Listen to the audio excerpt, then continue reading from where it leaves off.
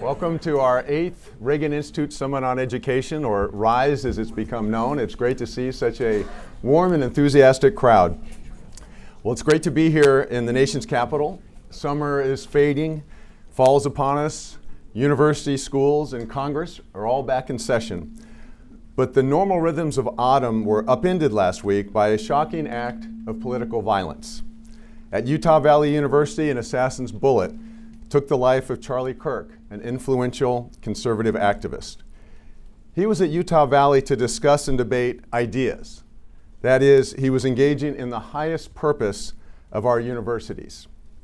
That wasn't just an attack on one man, it was an attack on American civic culture itself, designed to silence voices and sow fear.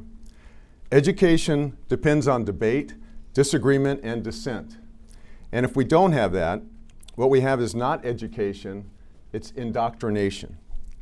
The conversations we have today will bring together Republicans and Democrats, university presidents, think tank scholars, researchers and reporters, senators and governors, administrators, policymakers, parents, and teachers. And through our actions in coming here today, we know that constructive debate is not just possible, it is vital to the success of our democracy. And while we may not agree on all the details, I think we start from a point of agreement that President Reagan articulated well. He said, quote, "The education our children want is the ability to discover the answers to the basic questions we all have. Who am I? Where do I live? And what is the world around me like? The education our children need is the ability to read, write, and reason as well as any student in any country in the world. And the education our children deserve is the one that no American should be deprived of, for it's the basic instruction in what it means to be an American." Well, we remain firmly committed to that goal, and we must ensure that the next generation of Americans knows and embraces what it means to be an American. And as we were tragically reminded last week, part of that instruction must include teaching the next generation of Americans how to debate and disagree respectfully and civilly without resorting to violence. There are many challenges in education in America today. Teachers who are overwhelmed, students who are overlooked, institutions that have lost their way, technologies that disrupt and distract as much as they empower and enlighten. What President Reagan said in 1988 is true again today. Far too many American students are graduating from school without the skills they will need to prosper and the knowledge they'll need to grow as adults. More than ever, all eyes and expectations are on the states to lead the way, to set high standards, to focus on the core mission, to protect our children and to empower our parents. It is indeed time to reimagine an education system worthy of our students and essential to our nation's future. And we are thankful to you for being our partners in undertaking this work.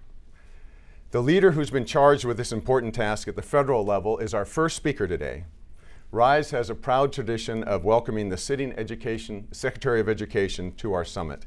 And today we are honored to have Linda McMahon in her first RISE appearance as Secretary of Education.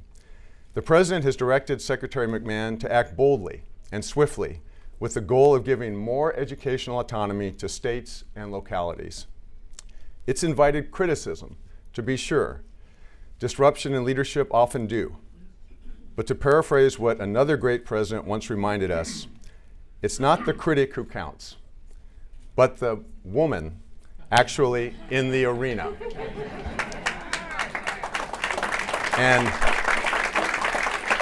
And Linda McMahon knows something about being in the arena. In addition, I have even more good things to say about you, Madam Secretary. All right, please be seated. In addition to being in the arena, she brings that perspective as a businesswoman and executive, but also brings the experience as Connecticut State Board of Education member, Board of Trustees of Sacred Heart University.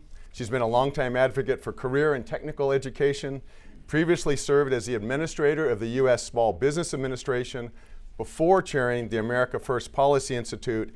She draws on all of that experience as well as her perspective as a mother and grandmother as she seeks to achieve a goal that President Reagan shared to return more responsibility for education to the states while assuring that our students are, in her words, positioned to achieve success in future careers they love. We're delighted to welcome the 13th Secretary of Education, Linda McMahon, joined in conversation with Indiana Secretary of Education, Dr. Katie Jenner. Welcome both.